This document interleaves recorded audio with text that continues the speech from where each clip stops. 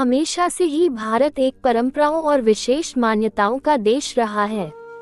आज भी इन मान्यताओं, गुप्त विद्याओं के कई जानकार और उनसे संबंधित ग्रंथ बहुतायत में भारत में उपलब्ध है।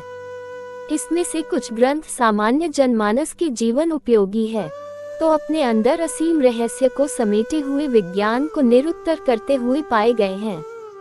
इन सभी ग्रंथों में कुछ न कुछ विशेष तो अवश्य ही है। कई ऐतिहासिक ग्रंथ तो ऐसे भी हैं जिन्हें सामान्य तौर पर पढ़ना और समझना आसान नहीं है। ऐसा ही एक ग्रंथ जो नीलावंती के नाम से फेमस है, जिसके बारे में बहुत सी गलतफहमियां और मिथक समाज में प्रचलित है। पता नहीं क्यों पर इस महान तांत्रिक ग्रंथ को बदनाम कर दिया गया, जिसके बारे में कुछ किंवदंतियां प्रचलित है। ज्यादातर जगह पर इस ग्रंथ को ऐसी गुप्त विद्याओं का भंडार माना जाता है जिसे जानकार व्यक्ति अपने जीवन की सारी समस्याओं का समाधान पा सकता है।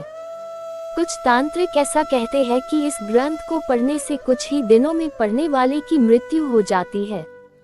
कुछ लोग तो यहाँ तक भी कहते हैं कि स्वामी विवेकानंद की मृत्यु इसी नीलावंती ग्रंथ को पढ़ने के बाद हुई थी। अब इस बात में कितनी सच्चाई है ये तो दूसरी बात है। आज हम सिर्फ नॉलेज बढ़ाने के लिए जानकारी के तौर पर इस कहानी में प्रचलित प्रसिद्ध लोककथा, जो कि मराठी साहित्य नीलावंती की कहानी का सार है। तो कहानी कुछ ऐसी है कि एक गांव में एक बहुत ही धनवान, रूपवान और गुणवान नौजवान रहता था। वह अपने गांव को छोड़कर दूसरे गांव में कुछ दिनों के लिए गया। जाते जाते रात को चली थी, सो उसने एक पेड़ के नीचे अपनी बैलगाड़ी को रोककर वही उसी पेड़ के नीचे आराम करने लगा। धीरे धीरे रात हो चली। लगभग मध्य रात में डाकुओं की टोली ने उस नौजवान पर हमला कर दिया। अपनी जान बचाकर वह नौजवान भागा। भागते भागते वहां घने जंगल की ओर निकल गया। भूख और प्यास से बेचैन हुआ वह जैसे तैसे अपनी जान बचाकर भाग ही रहा था कि अचानक एक पेड़ के नीचे वह बेहोश होकर गिर पड़ा। रात के 3 पहर बीत चुके थे। जंगल में चारों ओर घनघोर अंधेरा था। सियार चिल्ला रहे थे। उनका स्वर मन में भय का संचार करता था। भोर होने पर नौजवान को कुछ होश आया तो क्या देखता है, एक अत्यंत सुंदर और देवीय सौंदर्य वाली एक युवती उसकी सेवा कर रही है। वह नौजवान उस युवती के सौंदर्य पर मोहित हो गया और उसने उस युवती के सामने विवाह का प्रस्ताव रख दिया। उस तरुणी ने कुछ देर विचार करके कुछ शर्तों के साथ नौजवान का विवाह प्रस्ताव स्वीकार कर लिया। नौजवान को अब इस बात को जानने की जिज्ञासा हुई कि वह कौन सी शर्तें हैं। युवती ने कहा, मैं तुमसे विवाह तो कर सकती हूँ, परंतु कभी भी रात में तुम्हारे साथ सो नहीं पाऊंगी। कभी भी कहीं जाते समय तुम ये जानने की कोशिश नहीं करोगे कि मैं कहाँ जा रही हूँ और ना ही मेरे पीछे आओगे। युवक ने दोनों शर्तें सहर्ष से स्वीकार कर ली। युवक और युवती के बीच विवाह संपन्न हुआ। रात के समय अक्सर वह नीलावंती अपने बेडरूम से निकलकर घनघोर जंगलों की ओर चली जाती, परंतु उसका पति उससे कुछ नहीं कह पाता, क्योंकि नीलावंती ने पहले ही ऐसा वचन ले लिया था कि आप मेरे कहीं आने जाने पर यह जानने की कोशिश नहीं करोगे कि मैं कहाँ और क्यों गई। दिन के समय उनका वैवाहिक जीवन सामान्य चलता रहा, परंतु नीलावंती उस नौजवान के साथ खुश नहीं थी। वह दिन रात एक कर सभी भूतों, प्रेतों, तांत्रिकों से मिलती रहती। बस एक ही उम्मीद थी कि किसी तरह से वह रास्ता मिल जाए जिससे वह नीलावंती अपने यक्षलोक को जा सके, परंतु कोई भी अपनी विद्या मुफ्त में तो नहीं दे देता। नीलावंती को इन विद्याओं के अपने गुरुओं को तरह तरह के गुरु दक्षिणा देनी पड़ी।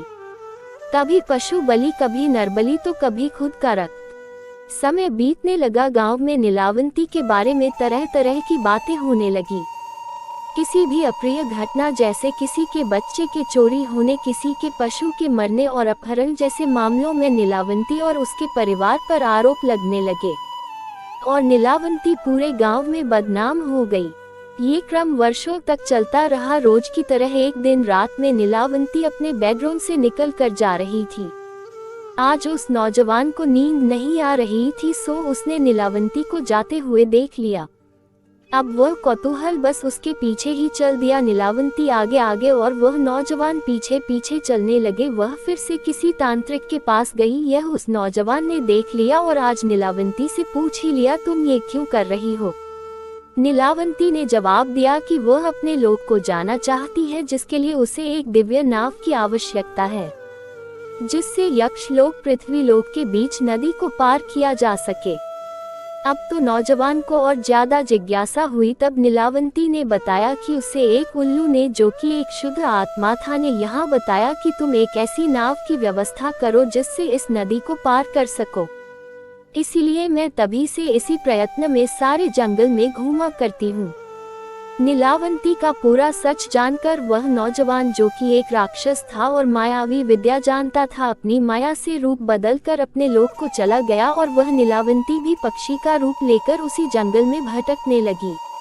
इस पूरे घटनाक्रम को नीलावंती ने भोजपत्रों पर लिखकर रखा था, जो यहाँ वहाँ बिखरे थे, जिसे संग्रहित करके एक ग्रंथ के रूप में बदल दिया गया। परंतु उसकी भाषा बहुत जटिल और किसी के ना समझने योग्य थी। अभी फिलहाल कुछ नामी तांत्रिक अपने पास इस गुप्त विद्या के होने का दावा करते रहते हैं, परंतु इसमें कितनी प्रामाणिकता है ये शोध का विषय है। कहते हैं कि इस ग्रंथ में ऐसी विद्या है जिससे व्यक्ति अपने जीवन को सुखी और समृद्ध बना सकता है। इस ग्रंथ में पशु पक्षियों की भाषा को समझने और उनसे बातचीत करने की विद्या भी उपलब्ध है, परंतु अब इस ग्रंथ का कोई भी जानकार प्रामाणिक तौर पर नहीं है। इस कहानी से हमें ये सीख मिलती है, हमें अपने जीवन में हमेशा कर्मशील रहना चाहिए। ऐसा कुछ यदि ईश्वर आपको देना चाहते हैं तो वे अवश्य ही देंगे, जो आपके लिए लाभदायक भी होगा, परंतु इनका दुरुपयोग और इनमें लोभ कभी नहीं करना चाहिए। और जब तक खुद प्रयोग ना करें तब तक अंधविश्वास नहीं फैलाया जाना चाहिए।